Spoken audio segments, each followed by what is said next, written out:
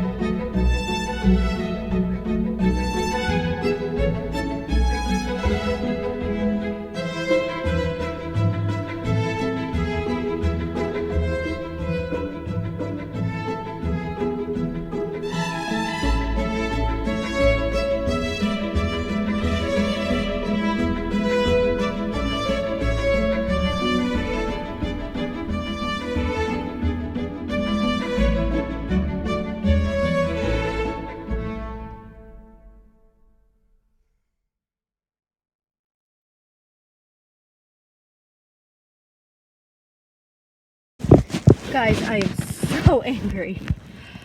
So I am using a brand new microphone. Well, I'm not anymore. I was. That I waited to arrive all last week. This is day one using it, and it broke during my tour. So I'm sitting in the car. I'm going to record this audio right here with my mouth right next to the microphone because I don't know what else to do. So I'll just have to insert a picture of the building here.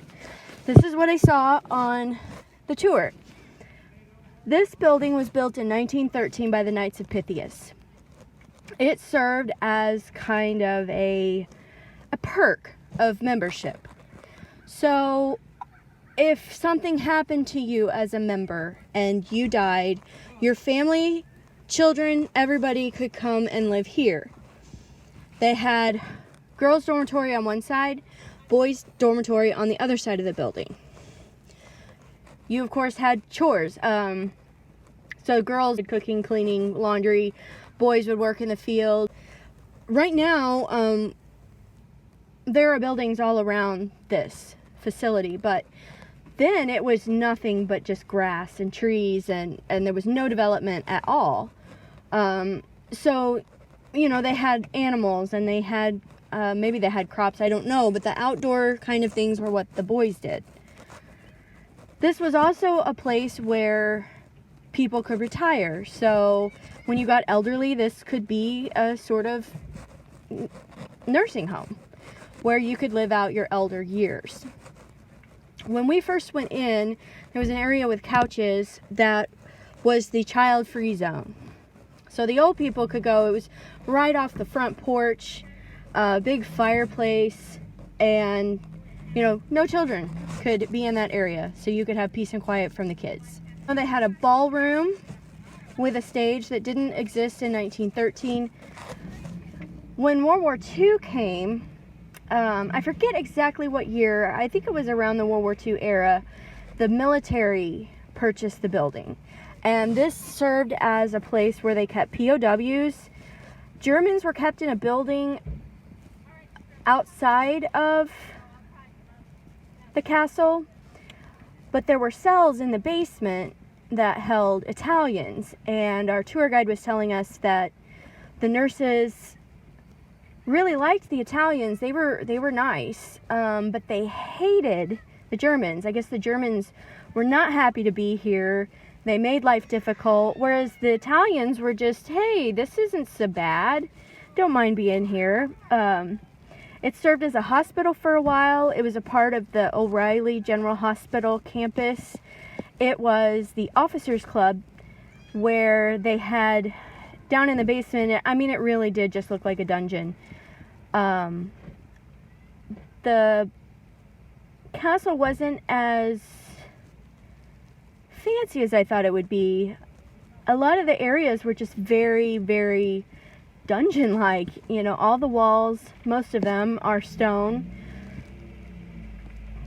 And, of course, in the basement, there are no windows. It's very, very dark and gloomy and kind of scary. And, of course, there's lots of cells down there where they kept prisoners. So it was basically a prison. But it was also the hospital, and it was the officers' club. So also down there was also bowling alleys and, you know, fun things for the troops to do. In the ballroom we went into, that's where the USO had regular performances. Big bands, famous actresses, actors, singers.